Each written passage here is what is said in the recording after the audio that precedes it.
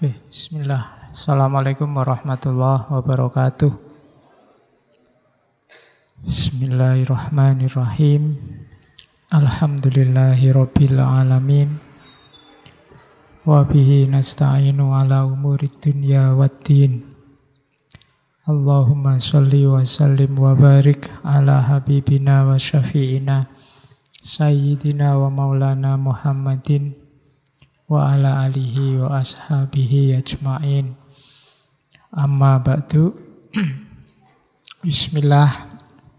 Kita lanjutkan ngaji kita setiap malam Kamis.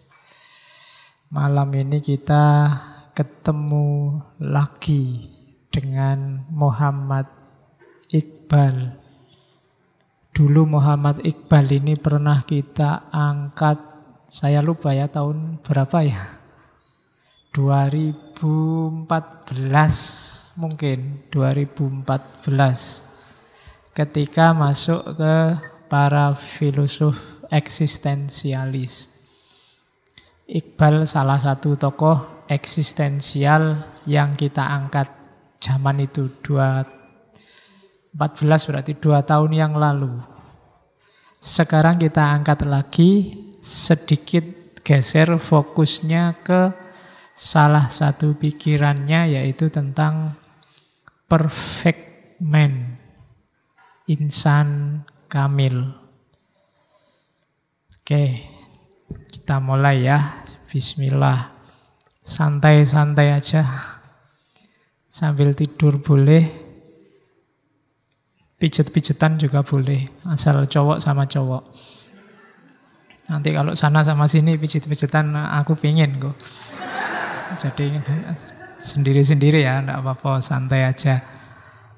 Jadi malam ini kita mulai dengan Muhammad Iqbal.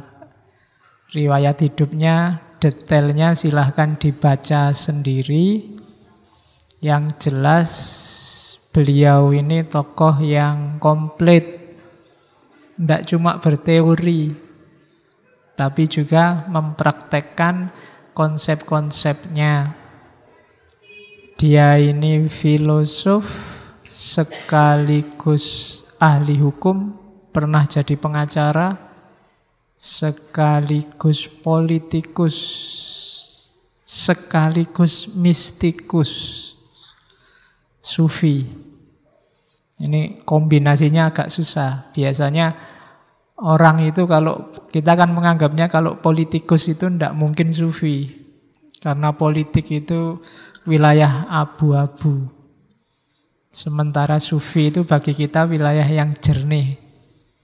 Tapi Iqbal mampu jadi filosof sekaligus pengacara, sekaligus sufi, sekaligus politikus. Ini kombinasinya unik. Pengacara itu biasanya urusan menang kalah, politik itu urusan trik, filosof itu urusan akal, dan sufi urusan intuisi. Tapi dalam diri Iqbal, kualitas ini gabung semuanya. Itu dasarnya seorang Iqbal. Saking kuatnya aura dan pengaruh seorang Iqbal, Inggris meskipun itu dalam tanda petik harusnya jadi musuhnya, tapi dia dapat gelar Sir. Makanya di banyak buku ditulis Sir Muhammad Iqbal. Jadi gelar dari yang jajah. Karena ini kan beliau aslinya dari India, Pakistan. India yang kemudian mecah jadi Pakistan. Sebenarnya memang Iqbal ini, satu lagi yang belum saya sebut, penyair, sastrawan. Itu sangsaya rumit nih kombinasinya. Jadi penyair, ahli hukum, filosof, politikus. Itu kan kombinasi-kombinasi yang unik. Jarang ada orang bisa sekomplit Iqbal. Dan dia praktek, tidak cuma berteori politik, dia juga melakukan perjuangan-perjuangan politik. Termasuk di antara teorinya insan kamil ini nanti orientasinya untuk membentuk sosok-sosok muslim yang tangguh dalam perjuangan politik. Itu Muhammad Iqbal. Kakeknya Sufi. Meskipun nenek moyangnya ya karena India, nenek moyangnya berasal dari Hindu. Tapi kakeknya Sufi karena India kan di fase sebelum dijajah Inggris merupakan kekaisaran besar Islam, dinasti Mughal. Meskipun nanti jatuh, terus India berada di bawah jajahannya Inggris. Dan Iqbal lahir di era ini.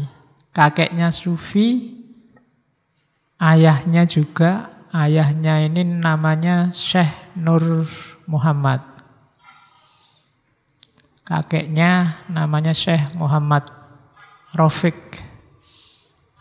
Dan Iqbal ya karena lahir dari keluarga, kalau di sini mungkin kelompoknya bangsawan lah, terjamin hidupnya. Dia juga pinter, dia dididik secara bagus, tidak cuma di sekolah-sekolah Islam, tapi juga di sekolah-sekolah bentukannya Inggris zaman itu. Nanti ada salah seorang tokoh yang sangat mempengaruhi dia, namanya Sir Thomas Arnold. Kalau dari sisi pengaruh, nanti pikiran-pikirannya banyak dipengaruhi tokoh-tokoh pembebasan Muslim India seperti Syekh Waliullah Ad-Dehlawi. Disebut Ad-Dehlawi karena aslinya dari Delhi. Dan yang kedua Ahmad Khan. Ahmad Khan ini juga dapat gelar Sir Ahmad Khan. Kapan-kapan kita jelajahi pikiran-pikiran beliau, tokoh-tokoh dari India.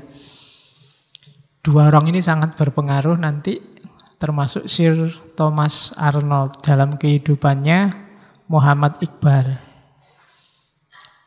Jadi dengan latar belakang semacam itu, termasuk kuliahnya dia sempat di Cambridge University Inggris, dan dia juga sempat kuliah di University of München, Jerman. Bukan klub sepak bola ya, München nama kota. Oke, dari situ dia banyak menimba ilmu barat. Jadi ilmunya lengkap, ilmu timur dan ilmu barat. Nanti pentingnya peran Iqbal ini di Pakistan bikin nanti di Pakistan ada Iqbal Day. Iqbal Day itu Hari Iqbal. Di Indonesia nggak ada ya tradisi. Ada Hari Kartini. Nah itu nama tokoh. Hari Soekarno nggak ada, apalagi Hari Soeharto. Ya, kalau Iqbal Day itu tanggal 9 November, tepat Rebo minggu lalu. Sebenarnya harusnya saya ngangkat Iqbal ini Rebo kemarin, cuma karena sebelumnya saya sudah ngomong Nietzsche. Kalau setelah Nietzsche saya ngomong Iqbal, khawatirnya nanti kamu isi pikirannya hanya model-model eksistensialis saja. Jadi ya tak selingilah pakai Weber yang agak bau supranatural. Jadi teori itu kan baunya ada dua. Kalau pakai teorinya orang Cina ada teori yang, ada teori yin. Iqbal ini golongannya yang. Minggu-minggu depan kita ketemu Ibnu Arabi, ini golongannya yin. Jadi ada yang agresif, ada yang defensif. Ada yang harus aktif, ada yang harus pasif. Mana yang lebih benar? Ya saya selalu bilang ini kayak senjata. Kalian makainya harus pas. Kapan pakai senjata orang-orang dengan teori yang, kapan pakai senjata orang-orang dengan teori yin. Kamu harus cerdas membaca kehidupanmu. Awas keliru pakai senjatanya. Harusnya aktif, kamu malah pasrah. Harusnya pasrah, kamu malah aktif. Di wilayah yang kamu nggak harus ikut usil, kamu malah usil. Di wilayah yang kamu harus aktif, kamu malah santai. Itu berarti salah pakai senjatanya. Disuruh belajar, enggak apa-apa Pak, kalau takdirnya lulus cepet, ya lulus cepet. Nah itu teorimu takdir itu benar, cuma kamu makainya pas di momen yang keliru. Nietzsche itu luar biasa kalau kamu makainya pas. Tapi begitu makainya keliru, dia bisa membahayakanmu sendiri. Nah, itu cara pakai teori. Nanti Iqbal juga begitu. Jadi termasuk teori insan kamilnya. Mulai kemarin kan kita ngerti sosok insan kamil yang macam-macam. Ada Superman, ada karisma. Hari ini insan kamil, minggu depan kita ketemu Rausan Fikr, minggu depannya lagi insan kamil gaya Al-Jili, Ibnu Arabi. Sosoknya macam-macam. Kalau bisa kamu jadi lima-limanya. Kalau bisa. Kalau tidak bisa ya salah satu. Kalau tidak bisa ya setengah lah, tidak apa-apa. Itu wis apik. Superman itu kalau setengah aja kan luar biasa itu. Insan kamil juga begitu. Paling tidak kamu berproses ke situ. Biar hidup kita lengkap. Yang ngaji ini kan memang macam-macam. Visi utamanya adalah nambah wawasan. Semakin luas wawasan kita, semakin enak kita hidup. Ya kayak tempat itu kan kalau luas kan kita enak, bisa selonjor, bisa tiduran. Semakin sempit, semakin susah kita mengambil keputusan, kita hidup. Maka tambah wawasan terus. Nggak usah milih-milih. Siapa ngerti dari ranah-ranah yang selama ini ndak kita sentuh, ada sesuatu yang menghidupkan kita. Kalau kata salah seorang tokoh India, Amir Ali, itu ada apinya. Dia menyebutnya api Islam itu kan. Dan kita tidak tahu apinya itu ada di teori siapa yang bisa menghidupkan kita. Maka ayo kita cari bareng-bareng tiap malam Kamis. Saya tidak tahu sudah berapa tahun ini kamu sudah ketemu belum apimu. Kalau belum ya dicari terus. Kita jelajahi terus. Wong ilmu itu tidak ada habisnya. Oke, kita baca ya Iqbal. Kalau dulu Iqbal kita bahas di ranah eksistensialis. Jadi eksistensialis itu pandangan yang bilang bahwa eksistensi itu mendahului esensi, lebih penting daripada esensi. Kalau kamu bilang Pak, Islam itu rahmatan lil alamin loh, hakikatnya. Itu tidak penting kata eksistensialisme. Sebelum kamu bilang Islam itu rahmatan lil alamin, praktekkan dulu rahmatan lil alaminmu. Baru orang akan menyebutmu rahmatan lil alamin. Sebelum kamu bilang Islam itu agama damai, praktekkan dulu kedamaian, baru orang akan bilang, oh Islam itu agama damai. Meskipun kamu teriak-teriak, ini Islam agama damai loh, kalau tiap hari kamu tawuran, orang tidak percaya agamamu itu agama damai. Kayak kamu bilang, Pak, saya itu aslinya rajin loh Pak. Tapi tiap hari kamu bolos kuliah. Ya tetap dosenmu tidak percaya. Walau buktinya kamu absen terus. Saya itu aslinya anak soleh loh Pak. Loh, nggak ada aslinya itu. Kalau ingin disebut anak soleh, ya hiduplah secara soleh. Jadi eksistensimu dulu tampakkan. Tidak ada esensi di awal. Esensi itu dibentuk oleh eksistensi. Kalau kamu tiap hari bohong, ya kamu sedang membangun esensi dirimu sebagai seorang pembohong. Kalau kamu tiap hari jujur, kamu membentuk dirimu sebagai seorang yang dapat dipercaya, yang jujur. Esensinya terbentuk dari perilaku eksistensialmu. Tidak awalnya saya orang jujur, sehingga lahir perbuatan jujur, tidak begitu. Meskipun kamu dikenal orang jujur, tapi kok terus kamu bohong, besoknya bohong lagi, besoknya bohong lagi. Esensimu yang semula jadi orang jujur, sekarang ganti jadi orang penipu. Nah, jadi esensi ditentukan oleh eksistensinya. Tidak ada gunanya kamu tiap hari teriak-teriak Islam itu agama paling damai, agama paling rahmatan lil alamin. Tapi tiap hari kerjaan kita gegeran, tawuran.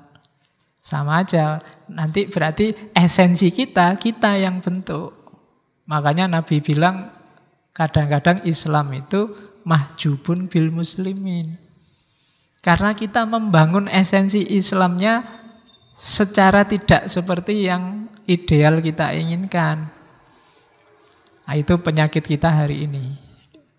Oke, enggak usah dilanjutkan di situ, nanti contohnya mesti mengarah ke sana-sana. Kembali ke sini. Ya. Kita kan sudah capek mau coba WA sama Facebook yang gitu-gitu terus. Nah, sekarang kita nyari yang alternatif-alternatif. Ya, jadi itu namanya eksistensialis. Kemarin Nietzsche kan juga begitu, enggak ada esensi bawaan. Tunjukkan eksistensimu apa, ya disitulah nanti esensimu terbangun. Indonesia itu bangsa yang ramah. Dulu mungkin. Ya kan? Esensinya begitu. Tapi semakin lama kita semakin kayak begini, mungkin ya esensinya sekarang sudah geser. Indonesia itu bangsa yang gotong royong, tidak materialis. Bangsa yang rukun. Ya dulu mungkin begitu. Dulu nenek moyang kita kompak bersatu melawan Belanda. Dulu. Ya mungkin karena ada musuhnya bersama jadinya bersatu. Atau kita cari musuh aja bareng-bareng ya biar kita bersatu. Kalau ini nggak ada musuh mesti gegeran dewe. Itu bisa kamu pelajari dari sejarah kerajaan-kerajaan itu kan Singosari, Mojopahit. Itu ketika ada musuh negara itu rukun, kompak. Tapi begitu makmur mesti terus gegeran sendiri di dalam. Dinasti-dinasti Islam juga begitu. Atau enaknya berarti kita cari musuh aja sekarang bareng-bareng. Ya. Kemarin nemu musuh siji namanya Ahok, tapi tidak kompak. Tidak jadi bersatu akhirnya.